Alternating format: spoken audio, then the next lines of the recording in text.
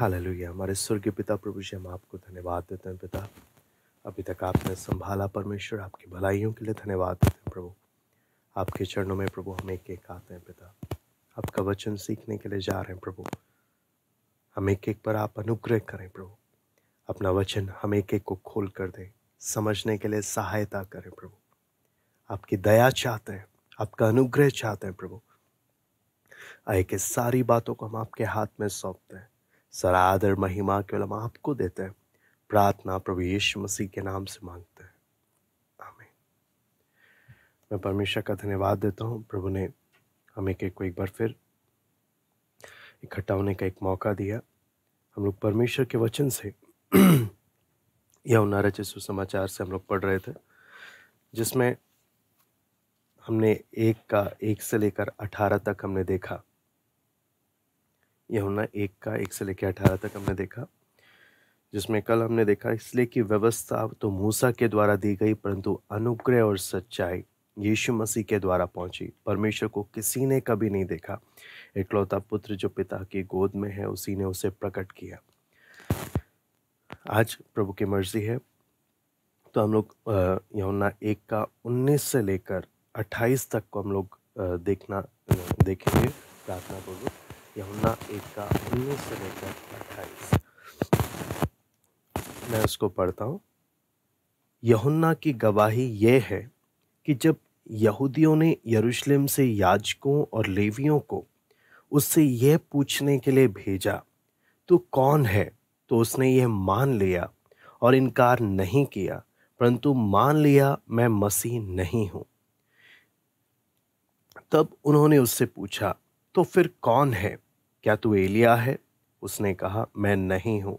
तो क्या तू भविष्यद्वक्ता है? उसने उत्तर दिया, नहीं। तब उन्होंने उससे पूछा, फिर तू है कौन, ताकि हम अपने भेजने वालों को उत्तर दें। तू अपने विषय में क्या कहता है? उसने कहा, जैसा यशायाह भविष्यद्वक्ता ने कहा है, मैं जंगल में एक पुकारने वाले का शब्द हूं कि तुम प्रभु का मार्ग सीधा करो। वे फरीसियों की ओर से भेजे गए थे। उन्होंने उससे यह प्रश्न पूछा, यदि तू ना मसीह है, ना एलिया और ना वो भविष्यद्वक्ता है, तो फिर बपतिस्मा क्यों देता है? यूहन्ना ने उनको उत्तर दिया, मैं तो जल से बपतिस्मा देता हूं, परंतु तुम्हारे बीच में एक व्यक्ति खड़ा है जिसे तुम नहीं जानते, अर्थात मेरे बाद आने वाला है, जिसकी जूती का बंद मैं खोलने के योग्य नहीं। ये बातें यरदन के पार बेतनिया में हुई, जहां यूहन्ना बपतिस्मा देता था। हम प्रार्थना पूर्वक जब इस वचन को हम देखते हैं, काफ़ी बड़ा है ये पद 19 से लेकर 28। जितना प्रभु मौका देता है आज हम लोग उतना देखते हैं। यहाँ पर हम लोग जब देखते हैं यूहन्ना रचित सुसमाचार जब यूहन्ना लिख रहा, तो लिखते वक्त वो अपने लोगों को जो वचन सुन रहे हैं उनको इस बात को स्पष्ट करता है कि ये वचन देह धारण कर आ रहा, वचन देह धारण कर आ रहा है। ये आदि में का वचन, सृष्टि के आरंभ से, ब्रह्मांड के आरंभ से। इसलिए हम लोग ने कल भी एक आयत को पढ़ा कि खोजे से फिलिपुस ने यही बात बोला, क्या तू जो पढ़ता है उसको तू समझता भी है या नहीं? लेकिन वहां पर हम उसकी नम्रता को देखते हैं खोजे के, कि जब तक कोई मुझे समझाए नहीं मैं कैसे समझूंगा। और वो विनती करता है कि आप आइए और मुझे बताइए। उसी प्रकार हम भी जब परमेश्वर का वचन सीखने के लिए बैठे, हम एक प्रार्थना से, आप भी मैं भी, हम सब एक प्रार्थना के साथ बैठे कि प्रभु हम एक को आपका वचन सीखने के लिए आप मदद करें, आप दया करें। तो यूहन्ना जब हम देखते हैं, यूहन्ना स्पष्ट रीति से बोलता है, ये वचन जो आरंभ से है, जो जब हम देखते हैं जो सारी सृष्टि को अपने शब्द की सामर्थ्य से जो संभाल रहा है, ये देह धारण कर जब आ रहा है, तो ये केंद्र बिंदु है। इसलिए यूहन्ना जब बताता है, आप यूहन्ना जिस प्रकार से लिख रहा है इस सुसमाचार को, कि ये मनुष्य के रूप में जब आ रहा है, तो आप इसका 2:11 एक बार मैं पढ़ना चाहूंगा। यूहन्ना 2:11 यहां पर हम देखते हैं, यीशु ने गलील के काना में अपना ये पहला चिन्ह दिखाकर अपनी महिमा प्रकट की और उसके चेलों ने उस पर विश्वास किया। यहाँ पर देखते हैं यूहन्ना इस घटना पर जब प्रभु की सेवकाई का, प्रभु के जीवन की एक एक बारीकियों को बता रहा है, कौन सी जगह में है, कब है, ये कौन सा चमत्कार है। कहने का मतलब यूहन्ना प्रभु यीशु मसीह के जीवन की सेवकाई को बारीकियों से लेकर जा रहा। और आप और मैं भी कई बार क्या होता है, हम लोग सुसमाचार ऐसे ही पढ़कर चले जाते हैं, क्योंकि हम लोग के माइंड में एक तस्वीर होता है क्या क्या बात हमने ध्यान देना है। यीशु का जन्म कुंवारी मरियम के द्वारा हुआ, फिर उसके बाद वो हमारे पापों के लिए मरा, फिर जी उठा। ठीक है, ये सुसमाचार हो गया, प्रभु ने कई चमत्कार किए, सुसमाचार खत्म। अब हम आगे बढ़ते हैं, हम बाकी बातें जानेंगे। लेकिन यहाँ पर जब देखते हैं परमेश्वर का आत्मा यूहन्ना के द्वारा एक एक बारीकियों को जब बता रहा है, इसका मतलब है हमने आगे की बातों को, आप जब नए नियम को देखते हैं, प्रकाशित वाक्य भी है, पत्रियां भी हैं, बहुत कुछ है। लेकिन अगर हमने सुसमाचार को अच्छे से निचोड़ कर, अगर वो हमारे अंदर नहीं बैठा, हम बड़ी से बड़ी बातें भी अगर हम लोग सीख लें, तो हम, वो बोलते ना, नींव नहीं रही। जब नींव नहीं, आप कितनी भी बड़ी बिल्डिंग खड़ी कर दो, उसको गिरने में समय नहीं लगेगा। तो सुसमाचार हर एक विश्वासी की नींव है, और इसलिए परमेश्वर का आत्मा यूहन्ना के द्वारा एक एक बारीकियों को, कौन सी जगह, कब और कौन सा, एक एक बारीकियों को, इसका मतलब अगर यूहन्ना परमेश्वर के आत्मा के द्वारा अगर एक एक बारीकियों को लिख रहा है, तो आपको और मुझे भी सुसमाचार की एक एक बारीकियों को समझना बहुत ज़रूरी है, क्योंकि ये हमारी नींव की बातें हैं, ये हमारे नींव से संबंधित है। अगर हम जब यूहन्ना को देखते हैं, तो यूहन्ना प्रभु यीशु मसीह की सेवकाई को जो पहला सप्ताह है, उसको आप अगर देखेंगे, एक एक बात अगर देखेंगे, हम अभी जो हमने देखा 19 से लेकर 28, ये पहले दिन की घटना है यीशु मसीह की सेवकाई का, पहले दिन का। फिर आप दूसरे दिन की घटना 1 का 29 से लेकर 34 में हम पढ़ते हैं, दूसरे दिन का घटना। तीसरे दिन का घटना हम 1 का 35 से लेकर 39 तक हम पढ़ते हैं। फिर चौथे दिन का घटना हम लोग 40 से 42 तक पढ़ते हैं। फिर पांचवें दिन का घटना हम 43 से 51 तक पढ़ते हैं। छठे दिन का घटना कुछ नहीं बताया गया। फिर आखिरी जो घटना है, जो हम 2 का 1 से लेकर 11 में हम देखते हैं, वो 7वें दिन का घटना के हम बारे में देखते हैं। तो कहने का मतलब यूहन्ना प्रभु यीशु मसीह के जीवन की एक एक घटनाओं को, क्योंकि हमने देखा यूहन्ना रचित सुसमाचार यीशु मसीह की सेवकाई के आरंभिक समय के बारे में बता रहा है, जो बाकी किसी ने नहीं बताया। तो इसलिए जब हम सुसमाचार को पढ़ते हैं, तो हमने सबको कनेक्ट कर कर हमने पढ़ना है, ताकि यीशु मसीह की कोई भी सेवकाई का कोई भी हिस्सा छूट ना जाए। यूहन्ना ने इसलिए सुसमाचार, यूहन्ना रचित सुसमाचार लिखा, क्योंकि जो बातें बाकी तीनों ने नहीं लिखी, या जो बातें मिस हो गई, उन बातों को भी उसने क्या किया, उसने लिख कर दे दिया, ताकि हर एक परमेश्वर के जन परमेश्वर की इन बातों को बहुत अच्छे से समझे। तो यूहन्ना, इसलिए हम लोग परमेश्वर के वचन में बहुत ध्यान से हम इन घटनाओं को पढ़ते हैं। तो 1 का 19 से 2 का 11 में जब आते हैं, यहाँ पर 3 अलग अलग गवाह के बारे में हम देखते हैं, जो यीशु मसीह की महानता और उसकी एकमात्रता को दिखाता है। सबसे पहला गवाह हम 1 का 19 से 34 में हम देखते हैं। सबसे पहला गवाह कौन है? यूहन्ना बपतिस्मा देने वाला खुद, जो प्रभु यीशु मसीह की एकमात्रता के विषय में गवाही दे रहा है। दूसरा गवाह हम लोग देखते हैं जिन्होंने प्रभु यीशु मसीह को स्वीकार किया, 1 का 41 से लेकर 51, जिन्होंने यीशु को स्वीकार किया और उसके चेले बन गए। मैं आपको अभी ऊपर से महत्वपूर्ण बातें आपको बता रहा हूं। तीसरा, यीशु मसीह के खुद के सामर्थी काम, जो यीशु मसीह की गवाही देते थे। क्योंकि आप समझना, प्रभु यीशु मसीह जाते वक्त अपने चेलों को बोला, तुम मेरे गवाह ठहरोगे। आप और मैं भी प्रभु के गवाह हैं। तो आज का जो हम अध्ययन भी है, वो एक गवाह के ऊपर है कि परमेश्वर के गवाह बोलने का मतलब क्या है। हमें परमेश्वर ने जिधर रखा है, हम कैसे प्रभु के एक अच्छे गवाह बन सकते हैं। तो गवाह के बारे में जब हम देखते हैं, तो हमने 3 गवाह हम लोग यहाँ पे देख रहे हैं। पहला, यूहन्ना बपतिस्मा देने वाला। दूसरा, जिन्होंने उसको जीवन दिया, जिन्होंने उसको स्वीकार किया गुरु के रूप में और उसके चेले बन गए। तीसरा, प्रभु यीशु मसीह के सामर्थी काम जो जो उसके द्वारा किए गए।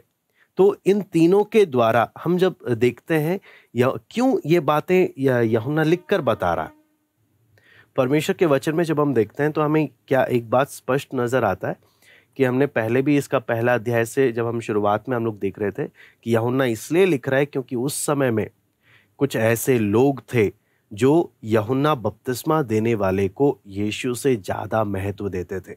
यीशु से ज्यादा, आपको मालूम है एडी 250 में भी ये एक ऐसा झुंड बनकर चल रहा था जो यीशु से ज्यादा यूहन्ना बपतिस्मा देने वाले को महत्व देते थे और यूहन्ना बपतिस्मा देने वाले को मसीहा के रूप में लोग मानते थे। तो इसलिए यूहन्ना जब एक एक बात को लिखकर दे रहा है तो लोगों के मन से हर एक गलत फहमियों को दूर करने के लिए। आपको मालूम है यूहन्ना जब लगभग एडी 100 के अंदर ही यूहन्ना ने यह सुसमाचार लिख दिया, लेकिन तब भी गलत उपदेश कलीसिया में और सब जगह फैल रहा था। कहने का मतलब है परमेश्वर ने हमें अपना स्पष्ट वचन लिखकर दे दिया, वो हमारे ऊपर है क्या मैं इसको स्वीकार करता हूं या नहीं करता। अगर वचन लिखकर देने के बावजूद अगर मैं स्वीकार नहीं कर रहा और मैं अपनी इच्छा के अनुसार चल रहा हूं तो गलत उपदेश ऐसे ही फैलता रहेगा, बढ़ता रहेगा। लेकिन परमेश्वर की सच्चाई परमेश्वर ने हम एक एक को दे दिया। आपको मालूम है आत्मिक सिद्धांत में एक बात, परमेश्वर का एक आत्मिक सिद्धांत है, जितना सच्चाई हम स्वीकार करेंगे और उसके अनुसार चलेंगे उतना आत्मिक समझ खुलेगा। लेकिन जितना हम रिजेक्ट करेंगे उतना हम आत्मिक बातों के प्रति इनसेंसिटिव हो जाएंगे। इनसेंसिटिव यानी आपको आत्मिक बातों की हमारी समझ क्या होते जाएगी, खत्म होते जाएगी। जितना हम स्वीकार करेंगे और जितना उसके अनुसार चलेंगे उतना आत्मिक समझ परमेश्वर खोलता है। जितना हम रिजेक्ट करते हैं, जो बातें वचन का जानकर भी जब हम रिजेक्ट करते हैं, हमारा मन आत्मिक बातों के प्रति इनसेंसिटिव हो जाता है, कठोर हो जाता है और हमारी समझ आत्मिक बातों के प्रति क्या होने लगती है, बंद होने लगती है। मैं आपको बार बार बोलता हूं, आत्मिक समझ और एक सांसारिक समझ में जमीन आसमान का अंतर है। मैं आपको दोबारा से बोलता हूं, एक स्पिरिचुअल अंडरस्टैंडिंग, एक आत्मिक समझ और एक सांसारिक समझ में जमीन आसमान का अंतर है। एक जिसके पास आत्मिक समझ नहीं है वो अपने आप को बुद्धिमान समझ सकता है। उसके समझने के दृष्टिकोण से वो अपने आप को बुद्धिमान समझेगा। उसको जो कुछ दिखेगा, वो जो कुछ करेगा, उसको लगेगा मैं सही कर रहा हूं। लेकिन असली में क्या है सही, क्या है गलत, केवल वही बता सकता है जिसका आत्मिक समझ परमेश्वर ने खोला है। इसलिए नीति वचन साफ साफ बोलता है मनुष्य का चाल चलन उसकी दृष्टि में तो ठीक रहता है, लेकिन परमेश्वर है जो तय करता है। मनुष्य को, इंसान को अपनी नजर में उसका सब काम क्या रहता है, ठीक रहता, लेकिन परमेश्वर है जो असली में बताता है क्या सही है क्या गलत। कितनी हमारी थिंकिंग, अभी हम जो वचन में हम देखने जा रहे हैं, इजराइल लोगों का यूहन्ना बपतिस्मा देने वाले के आते समय में क्या क्या सोच लेकर ये लोग बैठे हुए थे मसीह से संबंधित।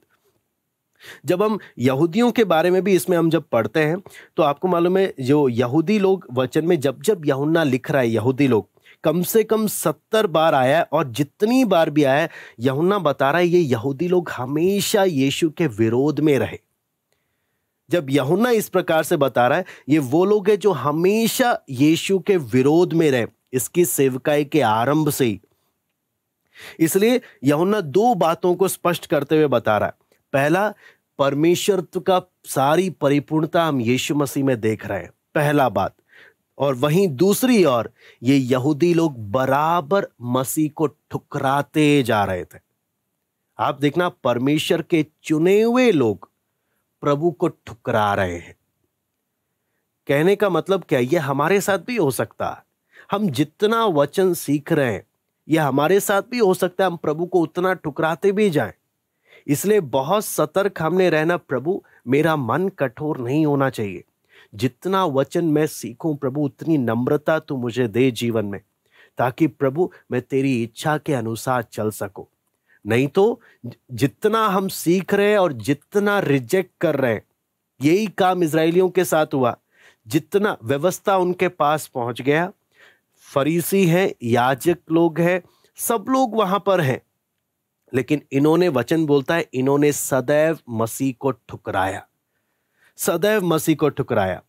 तो इसलिए ये यीशु आया निमंत्रण देने, लेकिन यहूदियों ने ठुकराया। इसलिए हम यूहन्ना रचित सुसमाचार में एक बात हम देखते हैं, परमेश्वर का प्रेम और चेतावनी दोनों साथ साथ है। यूहन्ना रचित सुसमाचार में प्रभु का प्रेम भी प्रकट हो रहा है, वहीं दूसरे उसी के साथ साथ यीशु मसीह चेतावनी भी देते जा रहा है। प्रेम और चेतावनी दोनों साथ साथ हम यूहन्ना रचित सुसमाचार में देख रहे हैं। तो इसलिए हम लोग बहुत ही प्रार्थना पूर्वक हम लोग इसको देखेंगे। यहां पर जब देखते हैं यूहन्ना के पास जो लोग आए, है ना, वहां पर हम देखते हैं दो प्रकार के विशेष रूप से लोग आए, याजक लोग आए और लेवी लोग आए। और क्यों याजक और लेवी लोगों का आना हुआ, यहां पर हम देखते हैं तो सबको मालूम है, यूहन्ना बपतिस्मा देने वाला खुद एक याजक का बेटा है और ये जकरिया का बेटा है कर वहां के याजक लोगों को स्पष्ट मालूम है। तो एक याजक का बेटा यहां कर क्या रहा है, ये बात उनको हजम नहीं हो रही। तो इसलिए ये लोग आए पता करने के लिए कि भाई एक याजक होकर, याजक का बेटा होकर अगला याजक तुझे बनना है, तो यहां पर क्या कर रहा है, तो ये कर क्या रहा है, ये बात पता करने के लिए ये लोग आए। क्योंकि आप समझना, याजक हर कोई याजक नहीं बन सकता था। जो हारून के वंश का है केवल वही याजक बन सकता है। लेवी गोत्र का भी हर कोई याजक नहीं बन सकता था। हारून के वंश का होना बहुत जरूरी है। तो जब हम यूहन्ना बपतिस्मा देने वाले के बारे में पढ़ते हैं तो ये पूरा याजक वंश का है, हारून के वंश का है, अगला याजक इसको बनने का अच्छा अवसर है। लेकिन ये जो एक याजक बनने का जो अवसर है, यहां पर जंगल में कर क्या रहा है, तो वो बात पता करने के लिए ये लोग आए कि ये कौन है। वहीं दूसरी ओर हम देखते हैं कि फरीसी लोग भी हैं यहां पर, और फरीसी लोगों का आना, यूहन्ना से पूछना, सनहेद्रिन के द्वारा भेजा जा रहा। हमने देखा इजरायलियों का सुप्रीम कोर्ट है सनहेद्रिन। सनहेद्रिन के द्वारा भेजे गए ये लोग जाकर क्या कर रहे हैं, यूहन्ना से पूछ रहे हैं कि यूहन्ना तू कौन है, तू अपने विषय में बता, क्योंकि एक याजक का बेटा होने के कारण तुझे अगला याजक बनना चाहिए। तो सनहेद्रिन, सुप्रीम कोर्ट की एक जिम्मेदारी थी कि देखना इजराइल में कोई झूठे भविष्यद्वक्ता तो नहीं आ गए। कोई भी अगर असाधारण घटना घट रही है तो इनका काम था जाके जांच पड़ताल करना। तो सनहेद्रिन से भेजे गए थे ये लोग पता करने के लिए ये कौन है। और जब ये लोग आए पूछने के लिए, तो यहां पर हम लोग क्या बातें हम देख सकते हैं, दो बातें। अभी हम एक और बात देखते हैं। इन्होंने इनसे पूछा, क्या तू मसीहा है? यूहन्ना 1:19 से 28 में हम देखते हैं, यूहन्ना की गवाही यह है, जब यहूदियों ने यरूशलेम से याजकों और लेवियों को से पूछने के लिए भेजा तो कौन है, तो उसने ये मान लिया और इनकार नहीं किया, परंतु मान लिया कि मैं मसीह नहीं हूं। तो पहला बात हम देखते हैं, ये लोग पूछने इसलिए गए कि क्या तू मसीह है या नहीं, ये बात स्पष्ट कर। तो यहां पर हम देखते हैं बहुत सारे लोग उस समय में, जो उस समय का परिस्थिति था, तो रोमी शासन से इतना ये लोग तंग थे कि हर कोई उम्मीद करके बैठा था कि इस समय जरूर मसीहा आएगा, इस समय जरूर मसीहा आएगा कर। और ऐसी सोच के कारण बहुत से झूठे मसीह होने का दावा कर उठ रहे थे। बहुतों ने लोगों को क्या क्या इकट्ठा किया और रोमी शासन के खिलाफ उन्होंने हमला किया। और आपको मालूम है, वहां पर जब देखते हैं उनमें से एक बरअब्बा भी था, जिसने क्या किया, रोमी हुकूमत से लड़ने का पूरा कोशिश किया। तो लोग उस समय ये सोचकर बैठ रहे थे मसीहा इसी समय आएगा, और मसीहा जो आएगा, मसीहा के प्रति अलग अलग धारणाएं लेकर बैठे थे। तो इसलिए इन्होंने आके पूछा, क्या तू सच में मसीह है? और मसीह, उनके हिसाब से मसीह होने के लिए कुछ बातें हैं। वो बात हम लोग देखेंगे, लेकिन मसीह होने के विषय में वो अब्राहम के वंश का होना चाहिए। लेकिन आपको मालूम है मसीह से संबंधित उनकी बहुत सारी गलत धारणाएं थी। वो एक मसीहा अगर आएगा तो उन्हें क्या करेगा, पूरे यहूदी लोगों को पूरी दुनिया भर में सबसे ऊपर उनका साम्राज्य स्थापित करेगा, यहूदी सेना को लेकर सब पर विजय प्राप्त करेगा, एक शांति बहाल करेगा और धार्मिकता से राज करेगा। बहुत सारी बातें उन्होंने ये मसीहा से संबंधित सोच के रखा था। इसलिए प्रभु यीशु मसीह जब हम देखते हैं ना, क्यों यूहन्ना को प्रभु पहले भेज रहा है एक राजदूत के रूप में, ताकि ये लोगों के दिमाग में जो बहुत सारी गलत धारणाएं हैं मसीहा से संबंधित, उन गलत धारणाओं को भी ठीक करना बहुत जरूरी है। बहुत सारी गलत बातें सोचकर बैठे हैं। इसलिए यूहन्ना जब आ रहा है तो यूहन्ना से भी जब लोग पूछ रहे हैं तो इससे पूछा क्या तू मसीह है, लेकिन आप यहां पर देखते हैं यूहन्ना एक हिंट दे रहा है। जब हम इसका यूनानी ट्रांसलेशन में देखते हैं ना, तो यूहन्ना साफ साफ बोलता, एक हिंट लोगों को दे रहा है कि मैं मसीह तो नहीं हूं लेकिन मसीह यहां पर है। मैं मसीह तो नहीं लेकिन मसीहा सच में आ गया है, वो आ चुका है। लेकिन वो मसीहा है कौन, उसको जानने के लिए पहले इनका गलत धारणाओं को ठीक होना जरूरी है। जो इन्होंने परमेश्वर के मसीहा के विषय में गलत बातें अपने दिमाग में पहले से ही बिठा रखी हैं, उन बातों को ठीक करना बहुत जरूरी है। तभी जाकर ये मसीहा को पहचान पाएंगे। इसलिए यूहन्ना ने जब बोला नहीं मैं मसीह नहीं हूं, फिर दूसरा बात हम देखते हैं, उन्होंने पूछा तो फिर कौन है, क्या तू एलिया है? एलिया के बारे में जब हम देखते हैं तो एलिया के विषय में भी हमें क्या चीज मालूम चलता है कि पहले से ही इस्राएली लोगों के दिमाग में यह तस्वीर था कि मसीह के आने से पहले एलिया आएगा, एलिया आकर लोगों को तैयार करेगा, एलिया मसीह को एक राजा होने का अभिषेक करेगा। ऐसे कर कर बहुत सारी धारणाएं इनके मन में थी। वो आप यहूदी लोगों में जो भी झगड़े थे, जो भी मतभेद थे, जो भी बातें थे, वो लोग वेट कर रहे थे एलिया आएगा तो हमारे सारे झगड़े सॉल्व कर देगा, एलिया आएगा तो सब बातें ठीक कर देगा। लेकिन जब हम यूहन्ना के विषय में जब हम पढ़ते हैं, यूहन्ना बोलता है मैं एलिया भी नहीं हूं। इस बात को भी ये क्या कर रहा है, नकार रहा है। मलाकी 4:5 हम लोग एक बार पढ़ लेते हैं। मलाकी 4:5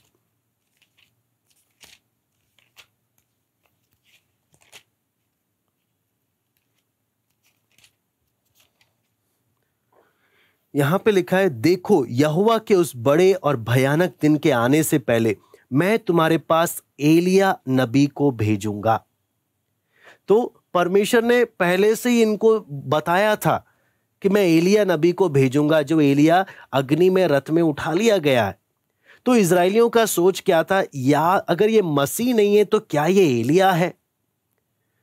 लेकिन आप यूहन्ना को जब पढ़ते हैं, यूहन्ना क्या बोल रहा है, मैं एलिया भी नहीं हूं, मैं एलिया भी नहीं हूं। लेकिन आप यूहन्ना का जब काम देखेंगे तो यीशु मसीह खुद बोलता है ये एलिया की आत्मा का नाई ये क्या कर रहा है, काम कर रहा है। यूहन्ना खुद, यीशु मसीह खुद यूहन्ना के विषय में गवाही देता कि ये एलिया की नाई ये काम कर रहा है, एलिया की आत्मा के समान ये काम कर रहा है। और साथ ही साथ इन्होंने क्या किया, अगला सवाल जो पूछा, तो फिर क्या तू भविष्यद्वक्ता है? क्योंकि व्यवस्था विवरण 18:15 में मूसा के द्वारा साफ साफ एक भविष्यवाणी इन लोगों को मिला था कि परमेश्वर तुम लोगों में से मेरे समान एक नबी को खड़ा करेगा। तो ये भी एक साफ साफ बोला था। तो इसलिए इजराइल लोग जब ये लोग आए तो यूहन्ना से सवाल पूछकर चेक कर रहे हैं, क्या ये मसीह है, क्या ये एलिया है, क्या ये भविष्यद्वक्ता है? कहने का मतलब क्या है, जो हमें बताया गया है क्या इसमें से कोई भी बात यीशु मसीह पर, क्या यूहन्ना बपतिस्मा पर लागू होती है या नहीं होती? लेकिन हम देखते हैं यूहन्ना इन तीनों को नकार रहा है कि मैं तीनों नहीं हूं। और यहां पर जब हम देखते हैं परमेश्वर के वचन में, तो यूहन्ना अपने विषय में जब बताता है तो यहां पर आगे हम पढ़ते हैं, तब उन्होंने उससे पूछा फिर तू है कौन, ताकि हम अपने भेजने वाले को उत्तर दे। तू अपने विषय में क्या कहता है? उसने कहा, जैसा यशाया भविष्यद्वक्ता ने कहा है, मैं जंगल में एक पुकारने वाले का शब्द हूं कि प्रभु का मार्ग सीधा करो। प्रभु का मार्ग सीधा करो। यूहन्ना से पूछ रहे, फिर तू कौन है? आपको मालूम है यहां पर ये 3 बातों से क्या, यूहन्ना के पास एक अच्छा मौका था अपने बारे में बताने का, मैं कौन हूं। लेकिन एक गवाह का सबसे बड़ा पहचान क्या है? ये कभी भी अपने आप को ऊंचा नहीं करता, ये हमेशा अपने आप को नीचा करता है। आप और मैं प्रभु के गवाह हैं। लोग आएंगे हमें इंपॉर्टेंस देने के लिए, लेकिन सदैव हमने केयरफुल रहना है, सावधान रहना है। मैं कुछ भी नहीं हूं। यूहन्ना के पास सवाल आया, क्या तू मसीह है? यूहन्ना एक बार हां बोल दे, दुनिया इसको आसमान में उठा लेगी, ऊंचा उठा लेगी। यूहन्ना ने बोला, नहीं, मैं नहीं हूं। वचन बोलता है उसने मान लिया, इनकार नहीं किया कि मैं मसीह नहीं हूं। फिर उससे पूछा, क्या तू एलिया है? हाँ, आप अगर यूहन्ना के बारे में देखेंगे, बहुत बातें हमें इसमें हमारे खुद के आत्मिक जीवन से सीखने को हमें मिल सकती हैं। यूहन्ना के जीवन से साफ साफ बोलता है, मैं एलिया भी नहीं हूं। क्या तू भविष्यद्वक्ताओं में से कोई एक है? भविष्यवाणी तो यूहन्ना के बारे में हुई है कि परम प्रधान का भविष्यद्वक्ता है। बोल सकता था ये, हाँ मैं परम प्रधान का भविष्यद्वक्ता हूं। बोलता, मैं वो भी नहीं हूं। तो फिर कौन है तू? मैं जंगल में केवल एक पुकारने वाली एक आवाज हूं, केवल एक आवाज। मेरी कोई पहचान नहीं है, मेरी कोई आप और मैं प्रभु के गवाह अगर हैं, हम इस बात पर अच्छे से अपने मन में लेकर चलेंगे, मुझे दुनिया में अपना पहचान नहीं बनाना, मुझे दुनिया में अपना नाम नहीं चाहिए। मैं केवल एक आवाज हूं, जंगल में पुकारने वाली एक आवाज। प्रभु का मार्ग तैयार करो, उसकी सड़कें सीधी करो। क्या आप और मैं अपने आप को उतना नम्र बनाने के लिए तैयार हैं? क्योंकि यहां पर एक बात आती है साफ साफ कि हमने कुछ बातें यहां पर साफ साफ एक परमेश्वर के गवाह को क्या क्या बातें ध्यान में रखनी है। सबसे पहला बात, अपने आप को कोई बड़ा परमेश्वर का दास, हाँ, या कोई नबी कर कर उठाने का कभी प्रयास नहीं करता एक गवाह, अपने आप को कभी। दूसरी बात, वो कभी भी दिखावा नहीं करता कि मैं कोई बड़ा कुछ हूं। ना वो प्रिटेंड करता है, ना वो दावा करता है। तीसरा बात जब हम देखते हैं, ना ही वो चाहता है कि लोगों में उसकी पहचान बढ़े। चौथा बात, जिस आदर और महिमा के वो योग्य नहीं, वो कभी उसको लेता नहीं है। पांचवी बात, अपने जीवन और अपनी सेवकाई के द्वारा कभी वो नहीं चाहता कि प्रभु मेरा सिर घमंड से ऊपर हो। वचन जब बोलता है कि पौलुस साफ साफ बोलता है कि हम जितना है कोई भी अपने आप को उससे अधिक ना समझे, हम जो हैं उससे अधिक समझने का प्रयास ना करें। प्रभु के सामने हम क्या हैं, हमें सदैव समझना चाहिए। जो हम हैं उससे बढ़कर दिखाने का या समझने का भूल कभी नहीं करना। एक गवाह का पहचान जब हम देखते हैं, क्या बोलता है? मैं केवल एक पुकारने वाली जंगल में एक आवाज हूं, केवल एक आवाज और कुछ नहीं हूं। हाँ, इसको पढ़ना आसान है, इस समर्पण में आना बहुत जरूरी बात है। आप और मैं जब प्रभु के गवाह हैं, इस समर्पण में आना बहुत एक जरूरी। प्रभु मुझे कुछ नहीं, केवल एक आवाज बनकर रहना, केवल एक आवाज और कुछ नहीं। कोई महत्व, कोई इंपॉर्टेंस कुछ मुझे नहीं चाहिए। क्योंकि यहां पर जब हम परमेश्वर के वचन में आगे जब देखते हैं, तो वे फरीसियों की ओर से भेजे गए थे। उन्होंने उससे पूछा, ये प्रश्न पूछा, यदि तू ना मसीह है, ना एलिया, ना भविष्यद्वक्ता, तो फिर बपतिस्मा क्यों देता है? कहने का मतलब ये तीन ही यहूदी लोगों को बपतिस्मा दे सकते हैं, और विशेष रूप से बपतिस्मा केवल और केवल अन्य जातियों को दिया जाता था, जो अन्य जाति यहूदी विश्वास और विचारधारा को अपनाते थे। तो उनके लिए ये बपतिस्मा था। यहूदी लोगों के लिए बपतिस्मा है ही नहीं। वो लोग समझते थे हम खतना वाले लोग हैं, हम अब्राहम की संतान हैं, हम परमेश्वर के चुने हुए लोग हैं, हमें कौन सा बपतिस्मा का जरूरत है। लेकिन यहां पर इन्होंने आकर देखा कि ये यूहन्ना यहूदी लोगों को बपतिस्मा देने में लगा हुआ, जबकि बपतिस्मा अन्य जातियों को देते हैं। तो इन लोगों को समझ नहीं आया, तो पूछा तू क्यों ऐसा कर रहा है? क्योंकि यूहन्ना यहूदी लोगों को मन फिराव का बपतिस्मा दे रहा है। तुम्हें शुद्ध होने की जरूरत है, अन्य जातियों को छोड़ो, पहले तुम सही हो जाओ। आप कुछ समझ रहे हैं? अन्य जातियों को छोड़ो, पहले तुम सही हो जाओ, बाद में अन्य जातियों को क्या दिया जाएगा? बपतिस्मा दिया, पहले तुम सही हो जाओ। लेकिन वचन में हम देखते हैं यहूदी और फरीसियों ने परमेश्वर के इस अभिप्राय को ठुकरा दिया। आपको मालूम है, कई बार हमारे साथ भी ये सोच आ जाता है, हम चाहते दूसरा सुधर जाए, दूसरा ठीक हो जाए, और हम खुद हम बोलते मैं तो ठीक ही हूं, मुझे क्या सुधरने का जरूरत है, मैं तो बिल्कुल बिल्कुल सही हूं, मुझ में कोई गलती नहीं है। लेकिन यूहन्ना का यह संदेश क्या बोलता है? पहले तुम ठीक हो जाओ, बाद में बाकी लोग अपने आप सही हो जाएंगे।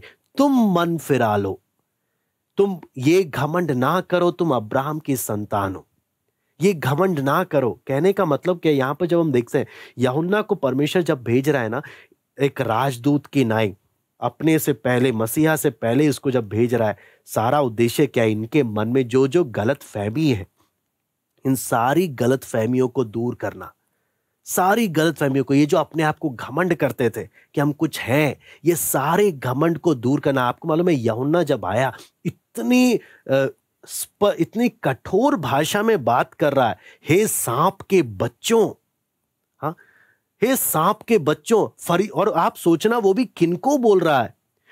वचन में लिखा है जब फरीसी लोग आ रहे हैं तो फरीसियों को देखकर बोल रहा है हे सांप के बच्चों। कहने का मतलब क्या है? कि जो लोग अपने आप को बहुत संत, अपने आप को ठीक समझते हैं, परमेश्वर उनसे, परमेश्वर का भाषा इस प्रकार का है। आप समझ रहे हैं कुछ? जो लोग अपने आप को दूसरे से पवित्र समझते हैं, अपने आप को दूसरे से बेहतर समझते हैं, परमेश्वर का उन व्यक्तियों के साथ जो बात करने का तरीका है वो क्या है?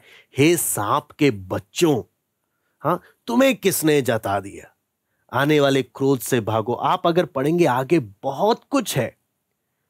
आपको मालूम है पापियों के विषय में कभी इतनी कठोरता नहीं दिखाई गई, इतनी कठोरता से बात नहीं किया गया जितना कि इन फरीसियों के साथ, और जो अपने आप को बड़े बड़े धार्मिक समझते थे, इतना कठोरता से बात किया गया, इतनी कठोरता से। कहने का मतलब क्या है? आप और मैं जब यूहन्ना के बारे में हम पढ़ते हैं, यूहन्ना बोलता है मैं सिर्फ एक पुकारने वाली आवाज हूं। अगर हम इस समर्पण में नहीं हैं तो यूहन्ना जिस शैली में बात करता था वही शैली से परमेश्वर हमसे भी बात करेगा। मैं दोबारा से बोलता हूं, अगर हम इस समर्पण में नहीं है। कौन सा समर्पण? यूहन्ना अपने को कहने के लिए बहुत कुछ कह सकता था, लोग आते भी थे यूहन्ना को क्या करने के लिए? फुलाने के लिए, ऊपर उठाने के लिए। यूहन्ना ने हमेशा अपने आप को नीचे ही किया, हमेशा नीचे किया। ये एक परमेश्वर के गवाह की पहचान है, एक गवाह की। आप और मैं अगर हम प्रभु के लोग हैं, परमेश्वर के गवाह हैं, तो हमारा एक सबसे पहला पहचान, प्रभु मेरे किसी भी बातों के द्वारा, मेरे किसी भी कामों के द्वारा, प्रभु ऐसा गलती ना हो कि तो जो महिमा आपको मिलना है वो महिमा मैं लेने लग जाऊं। क्योंकि अगर परमेश्वर की महिमा को अगर हम चुराने वाले बन गए, परमेश्वर हमें हमारी हालत में छोड़ देगा। तू ही है ना सब कुछ, सब कुछ करने वाला तू ही है ना, तू ही कर, तुझे मेरी जरूरत नहीं है। फिर क्योंकि परमेश्वर कभी भी अपनी महिमा किसी को नहीं देता, कभी बर्दाश्त नहीं करता। और जब हम यूहन्ना के समान अपने आप को छोटा नहीं करते, अपने आप को लोगों के सामने प्रिटेंड करने लग जाते, हम कुछ हैं, हाँ, हमने बहुत कुछ वचन सीखा हुआ है, हाँ, हमने बहुत बहुत इधर उधर बहुत कुछ सेवा करी है, हाँ, आप देखो ना, हाँ, कई बार होता ना, मैंने उधर सेवा किया, उधर सेवा किया, मैं उधर गया, मैंने उनको वचन बताया, उनको बताया, उनको, मैंने सब कुछ किया। आपको मालूम है, परमेश्वर बोलता है तूने किया ना, एक आत्मा विश्वास में नहीं आएगा, क्योंकि तूने किया। लेकिन जहां बोलते हैं प्रभु मैं सिर्फ एक आवाज हूं, मैं सिर्फ एक आवाज, जंगल में पुकारने वाली एक आवाज, मैं ना तो मसीह हूं, ना मैं एलिया हूं, ना मैं किसी भविष्यद्वक्ताओं में से कुछ भी मैं नहीं हूं। और यहां पर जब हम देखते हैं साफ साफ यूहन्ना, आपको मालूम है आगे क्या बोलता है, बपतिस्मा क्यों देता है, हमने देखा, यूहन्ना ने उत्तर दिया, मैं तो जल से बपतिस्मा देता हूं, पर तुम्हारे बीच में एक व्यक्ति खड़ा है जिसे तुम नहीं जानते, अर्थात मेरे बाद आने वाला है, जिसकी जूती का बंद खोलने के मैं योग्य नहीं। आप समझना, जूती का बंद खोलना। आपको मालूम है उस समय में गुरु और चेले के बीच का जो संबंध होता था, गुरु और चेले का, चेला अपने गुरु का हर एक काम करेगा जो गुरु बोलेगा। इजरायलियों की सोच थी चेला अपने गुरु का हर एक काम करेगा जो उसका गुरु बोलेगा, लेकिन हां, चेला इतना अधिक नहीं झुकेगा अपने गुरु के कि गुरु के जूते का बंद खोले, इतना अधिक नहीं झुकेगा। यह काम केवल एक बहुत ही नीचे स्तर का गुलामी करेगा, चेला नहीं करेगा। यह सोच था यहूदियों का। यूहन्ना बोलता है मैं नीचे स्तर के गुलाम बनने के भी लायक नहीं हूं। मैं, आप कुछ समझ रहे हैं? यूहन्ना बोलता है मैं सबसे नीचे स्तर का गुलाम बनने के भी मैं लायक नहीं हूं। मैं सबसे नीचे स्तर का गुलाम ही अपने मालिक का जूते का बंद खोलने और बांधने का लायक समझा जाता है। यूहन्ना बोलता है मैं उसके भी लायक नहीं हूं। इतना नम्रता। हाँ, आप देखिए, एक यूहन्ना के बारे में कई बार हम जब देखते हैं ना, यूहन्ना इतना नम्र भी है, लेकिन जब करता है फरीसियों को देखकर तो सांप के बच्चे भी बोलता है। हाँ, हम अगर सिर्फ उसका एक पहलू देखेंगे तो हम बोलेंगे बड़ा घमंडी है, हाँ, यह बड़ा कठोर है। उस समय के लोग क्या क्या सोच सकते हैं, लेकिन जब अपनी पहचान के बारे में जब बात हो रही है, यूहन्ना अपने आप को कितना दीन कर रहा है। नम्रता का पहचान कमजोरी नहीं है, नम्रता का पहचान वीकनेस नहीं है।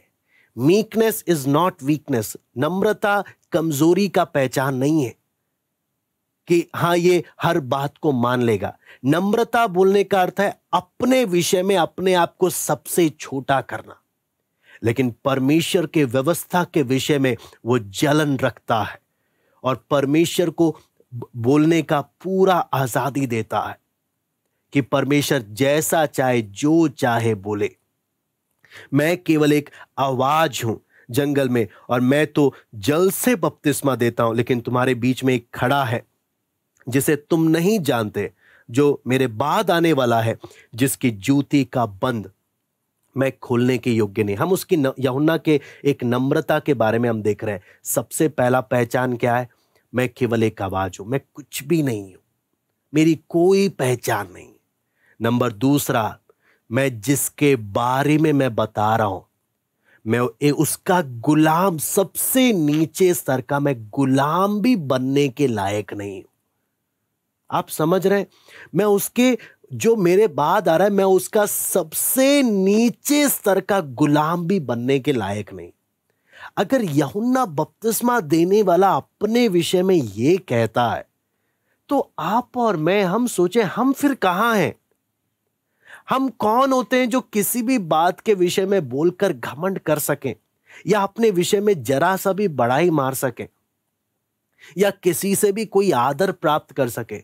यूहन्ना जो जन्म से पवित्र आत्मा से भरा है, मां के गर्भ में पवित्र आत्मा से परिपूर्ण होकर आया है। यूहन्ना के बारे में आप देखेंगे, एक विशेष बालक है, साधारण बालक नहीं है। मां के पेट में ही पवित्र आत्मा से भरकर आया है, ये पवित्र आत्मा से भरकर। और इसका आगे भी अगर हम देखते हैं, इसके पहचान के बारे में जब वचन में हम पढ़ते हैं, कुछ बातें जो हम इसके जीवन में देखते हैं। सबसे पहला आप यूहन्ना 1:6 भी पढ़ लीजिए। यूहन्ना 1:6 हम यहां पढ़ते हैं, एक मनुष्य परमेश्वर की ओर से आ उपस्थित हुआ जिसका नाम यूहन्ना था। John came because he was sent by the Lord. एक गवाह का पहचान क्या है? जब प्रभु भेजता है तभी वो जाता, अपनी मर्जी से नहीं जाता। गवाह का काम अपनी मनमर्जी करना नहीं है। क्या हम आज वही कर रहे हैं जो प्रभु मुझसे चाहता है, या वो कर रहे हैं जो मुझे ठीक लग रहा? हम अपने आप से पूछ सकते हैं। आप यहां पर ध्यान से हम प्रार्थना पूर्वक अपने आप को जान सकते हैं। यूहन्ना वचन में लिखा है परमेश्वर की ओर से आओ, पर यहां पर अंग्रेजी में जब देखते हैं, there was a man sent from God. ये अपनी मर्जी से नहीं आया, इसको परमेश्वर ने भेजा है। क्या मुझे प्रभु ने भेजा? मैं जो भी कर रहा हूं, क्या परमेश्वर के भेजे जाने के कारण कर रहा हूं, या मैं अपनी मर्जी से कर रहा हूं? मैं जो भी कर रहा हूं, क्या वो परमेश्वर के भेजे जाने के द्वारा या परमेश्वर की प्रेरणा के द्वारा कर रहा हूं, या अपनी मर्जी से, या मुझे ठीक लग रहा इसलिए मैं कर रहा हूं? फिर अगला इसका आप अगला पहचान आप देखेंगे तो यहां पर हम साफ साफ देखते हैं यूहन्ना का जो प्रचार है, 1:7 और 8 भी हम देखते हैं। यहां पे लिखा है वो गवाही देने आया कि ज्योति की गवाही दे ताकि सब उसके द्वारा विश्वास लाएं। वो आप तो ज्योति ना था, परंतु उस ज्योति की गवाही देने के लिए आया था। और आप आगे जब हम पढ़ते हैं वचन में, तो यहां पर एक बात और हमें यूहन्ना के बारे में दिखता है। यूहन्ना परमेश्वर का संदेश, आप जब मत्ती में भी पढ़ते हैं, वचन में साफ साफ लिखा है परमेश्वर का संदेश यूहन्ना के पास आया और वो संदेश लेकर यूहन्ना गया। मतलब मैं अगर एक गवाह हूं, मैं कौन सा संदेश लेकर जा रहा हूं? अपना संदेश या परमेश्वर का संदेश जो मेरे पास आया, वो संदेश मैं लोगों के पास लेकर जा रहा हूं। दोनों में बहुत फर्क है। अगर मैं अपने आप को बहुत कुछ समझता हूं, तो मैं अपना संदेश लोगों को बताऊंगा जो मुझे ठीक लग रहा। लेकिन अगर परमेश्वर का संदेश मेरे पास आया, मैं वो संदेश लोगों के पास मैंने क्या करना? बताना। हम एक एक बातों को हम जब देखते हैं, वो संदेश। और तीसरा, यूहन्ना का हमेशा का लक्ष्य क्या था? कि सदैव मसीह को ऊपर करना, मसीह को उठाते रहना और अपने आप को सदैव नीचे करते रहना। हमेशा मसीह को उठाते रहना और सदैव अपने आप को नीचे करते रहना। 3 बातें हम यूहन्ना के जीवन में मुख्य रूप से हम देख सकते हैं। सबसे पहला, यह गवाह अपनी मर्जी से नहीं गया, इसको परमेश्वर ने भेजा है। दूसरा बात, यह गवाह अपनी मर्जी से बोल भी नहीं रहा है, इसको प्रभु ने जो दिया ये वो बोल रहा है। तीसरा बात, इसने सदैव अपने आप को नीचा किया और यीशु को बड़ा किया। सदैव अपने आप को नीचा किया और प्रभु को। आप और मैं परमेश्वर के गवाह होने के नाते हम क्या कर रहे हैं? क्या प्रभु ने हमें भेजा जहां पर हम हैं, या जो भी हम कर रहे हैं, क्या प्रभु के कहने के द्वारा कर रहे हैं? दूसरा बात, हम जहां भी जो भी किसी को भी हम कुछ भी बोलते हैं, क्या वो प्रभु के द्वारा पाया हुआ संदेश हम बोलते हैं या अपनी मर्जी से हम बोलते हैं? तीसरा बात, क्या हम सदैव अपने आप को नीचा करने के लिए और प्रभु को ऊंचा करने के लिए मेहनत करते हैं, या कोई मेरी तारीफ कर रहा है तो करने दो ना, हाँ, कोई मेरी तारीफ कर रहा है करने दो, मैं सुनता रहूंगा, मुझे अच्छा लग रहा है। यह दुनिया की सोच है। लेकिन एक परमेश्वर के गवाह की सोच क्या है? प्रभु, मैं कभी भी आपको मिलने वाला स्थान में कभी नहीं लूंगा। मैं केवल एक जंगल में पुकारने वाली आवाज हूं। और बड़े जब लोग आए, है ना, अच्छा मौका था अपनी पहचान दिखाने का, लेकिन बोलता है वो जो आने वाला है ना, मैं उसका जूती का बंद भी खोलने के लायक नहीं, उसका सबसे छोटा सा छोटा गुलाम मैं बनने के लायक नहीं हूं। कौन? ये जो मसीह आ रहा, मैं उसका उसका सबसे निचले स्तर का गुलाम भी मैं बनने के लिए लायक नहीं हूं। ये एक असली गवाह की पहचान है। हम अगर देखें, हम कौन सा पहचान हम दिखा रहे हैं, हमारी पहचान क्या हम लोगों के सामने प्रकट करने का प्रयास करते हैं। एक असली में परमेश्वर के संत जन का पहचान, इसलिए हम कुलुस्सियों 1:18 एक बार पढ़ लेंगे। कुलुस्सियों 1:18।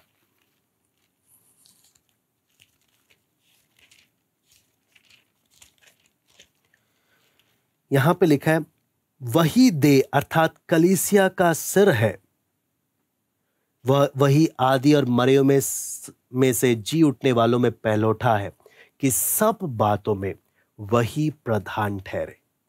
यहां पर है सब बातों में वही प्रधान ठहरे। एक परमेश्वर के गवाह का, प्रभु के गवाह का एक बात है, वह हर बात में केवल प्रभु को प्रधान बनाता है या प्रभु को महिमा देता है। वो कभी महिमा लेता नहीं, कभी महिमा लेता नहीं। एक जो जन्म से पवित्र आत्मा से भरकर आया, परमेश्वर के द्वारा भेजा गया, परमेश्वर की आवाज बनकर बोला और सदैव को अपने आप को नीचा किया। अगर वो अपने विषय में ये बोलता है, आप और मैं, हमें कितना दीन होने की जरूरत है, कितना नम्र होने की जरूरत है। हमारा आत्मिक जीवन जिस स्तर पे आना चाहिए उसका वहां पर नहीं पहुंचने के ये कारण है कि कई बार हम वो करते हैं जो परमेश्वर ने हमें बोला ही नहीं। कई बार हम वो बोलते हैं जो परमेश्वर ने हमें बोला ही नहीं। और कई बार हम अपने आप को ऊपर उठाने के लिए, अपनी पहचान, अपना नाम करने के लिए हम जीवन जीने लग जाते हैं जैसे संसार की सोच है। ये सब कारण हमारे ही आत्मिक जीवन को उजाड़ने लग जाती है। लेकिन अगर हमारा समर्पण ये, प्रभु मैं हमेशा नीचे मुझे रहना, सिर्फ तुझे महिमा मिलना, प्रभु मैं अपनी मर्जी से कुछ नहीं बोलूंगा, आप जो बोलेंगे मैं वही बोलूंगा। प्रभु मुझे अपनी मर्जी से कहीं नहीं जाना, आप जो अगुवाई करेंगे प्रभु मुझे वहीं जाना है। आप मुझे मदद करें, मेरी अगुवाई करें। आपको मालूम है, जो अपने आप को नम्र कर कर, दीन कर कर प्रभु के हाथ में सौंप देता है, उसकी वचन में लिखा है उसके पद चिन्हों में प्रभु उसकी अगुवाई करता है। कि वचन में लिखा है धर्मी जन को किधर जाना है, परमेश्वर होता है मैं तेरी अगुवाई करूंगा। लेकिन अगुवाई करने के लिए आप बोलोगे मुझे अगुवाई नहीं मिलती। अगर अगुवाई नहीं मिलती इसका मतलब है हम अपने आप को कुछ समझते हैं। क्या हम यूहन्ना की तरह अपने आप को छोटा करेंगे? क्या हम तुच्छ करेंगे अपने आप को? प्रभु मैं कुछ भी नहीं हूं। लोग जब जब मुझे उठाने के लिए आएंगे मैं कभी महिमा स्वीकार नहीं करूंगा, मैं कभी स्वीकार नहीं करूंगा। आगे भी यीशु मसीह के साथ कि जब आगे यूहन्ना की सेवकाई में हम देखते हैं, लोग आए तब भी यूहन्ना ने अपने चेलों के सामने क्या बोला? अवश्य है, जरूरी है वो बढ़े और मैं घटता जाऊं। वो बहुत जरूरी है कि वो बढ़े और मैं घटता जाऊं। ये सबसे जरूरी है। मसीह जीवन में बढ़ने का रहस्य है ये कि जितना हम दीन होते जाएंगे, जितना हमारी पहचान मिटते जाएगी, उतना मसीह का स्वभाव जीवन में प्रकट होने लगेगा, उतना ही प्रकट होगा। लेकिन जितना हम अपने आप को महत्व देंगे, उतना ही हमारा आत्मिक जीवन पे उसका बुरा असर दिखता है। तो क्या हम अपने आप को उतना दीन करने के लिए तैयार हैं? यीशु मसीह ने साफ साफ बोला। हमने एक गवाह के बारे में देखा, यूहन्ना बपतिस्मा देने वाला। यीशु मसीह ने जाते वक्त स्वर्गारोहण के समय बोला तुम मेरे गवाह हो। तो हमने एक गवाह का पहचान देखा, सिर्फ एक आवाज, जूती का बंद खोलने के लायक नहीं। कौन है ये? जो जन्म से पवित्र आत्मा से भरा, अपनी मर्जी से नहीं गया, परमेश्वर ने भेजा। अपनी मर्जी से नहीं बोला, परमेश्वर का संदेश आया तो बोला, और सदैव अपने को दीन किया।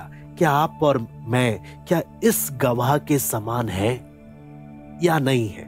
आज हम प्रार्थना पूर्वक देखें। आइए हम प्रार्थना करते हैं। Hallelujah, hallelujah. स्वर्गीय पिता प्रभु जी, हम आपको धन्यवाद देते हैं प्रभु। बहुत सी बातें हैं प्रभु आपके वचन में। अपने आप को जांचने के लिए प्रभु मदद कर। हम एक एक से बात कर प्रभु। आज हम क्या हैं, कैसे हैं? यूहन्ना के समान प्रभु, लोग हमें नहीं, लोग आपको देखने का समर्पण हमारे जीवन में हो। जरा से भी आदर पाने की, तारीफ पाने की इच्छा हमारे मन में ना हो। जो हम है ही नहीं वो बनने का हम प्रयास ना करें। सब बातों में प्रभु महिमा केवल आपको मिले, केवल आपको मिले। प्रभु हम एक एक को उस नम्र और उस दीन हालत में आने के लिए प्रभु, हम एक एक पर आप दया करें, हम एक एक पर आप अनुग्रह करें, हम एक एक से आप बातें करें। धन्यवाद देते आज की संगति के लिए, इन वचनों को मनन करने के लिए कृपा दे प्रभु। आयकर सारी बात हम आपके हाथ में सौंपते हैं, सारा आदर महिमा केवल हम आपको देते हैं। प्रार्थना प्रभु यीशु मसीह के नाम से मांगते हैं, आमीन। सबको जय मसीह की। प्रभु आप सबको आशीष दे।